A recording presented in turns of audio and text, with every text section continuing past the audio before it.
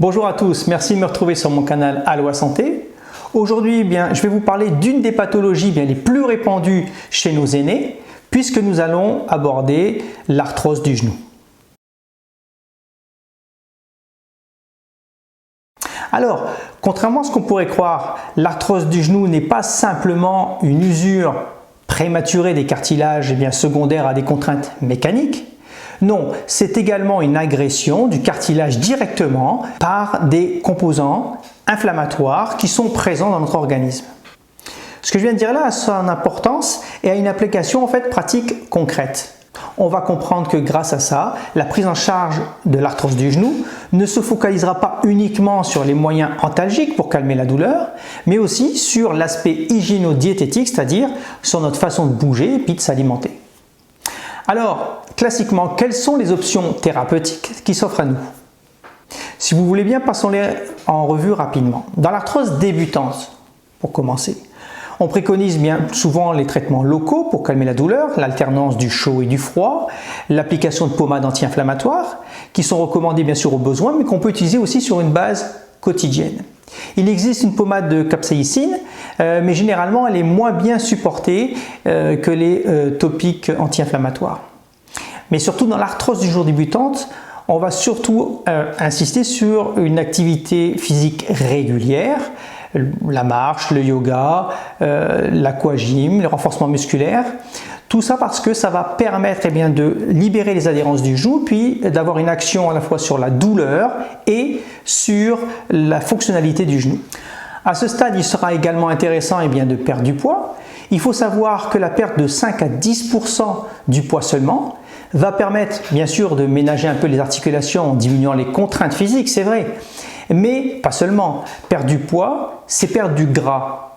Et ça va permettre également de diminuer l'inflammation locale. Comment? Il faut savoir que le gras libère progressivement des substances inflammatoires comme les adipokines qui vont être impliquées dans la destruction des cartilages de nos articulations. Je me permets d'insister là-dessus parce que c'est une notion essentielle. Nos bourrelets n'ont pas uniquement un rôle passif d'accumulation du gras, mais ils jouent également un rôle actif, un rôle chimique majeur dans la destruction de nos articulations. Donc, encore une fois, l'arthrose du genou modérée, l'essentiel de la prise en charge est hygiéno-diététique. Quand nous arrivons par contre au stade d'arthrose du genou modérée à sévère, là, l'essentiel du traitement est plutôt pharmacologique. Donc, il convient bien entendu de faire tout pour diminuer les contraintes sur l'articulation qui souffre en utilisant par exemple une aide à la marche avec une canne qui, je rappelle d'ailleurs, doit être positionnée du côté sain, donc du côté où le genou n'est pas douloureux. On peut également utiliser la genouillère 8 heures par jour. Certains utilisent également des thérapies cognitivo-comportementales, vous savez, pour essayer de modifier notre perception de la douleur.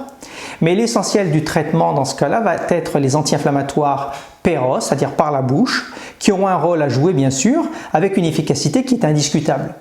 Alors, je ne reviens pas sur les effets secondaires potentiels, hémorragie digestive, effets cardiovasculaires, vous les connaissez déjà, puis on en a déjà parlé dans d'autres vidéos. Ce qui peut être intéressant à savoir par contre, c'est qu'en cas d'échec ou de contre-indication aux anti-inflammatoires, il existe une molécule qu'on appelle la duloxétine. La duloxétine, se trouve être un antidépresseur de base qui a la particularité de moduler la voie de rétrocontrôle de la douleur nociceptive. Donc en gros, elle va bloquer la douleur. Donc vous pouvez en parler à votre médecin. Ça peut être très utile si vous ne pouvez pas prendre d'anti-inflammatoire. Alors si on ne s'en sort pas avec tout ça, on peut proposer des infiltrations de cortisone dans le genou. Alors, il faut savoir que ce n'est pas la panacée. Les injections sériées aux 3 mois restent controversées, puisqu'il semble que les glucocorticoïdes pourraient être impliqués dans la destruction du cartilage.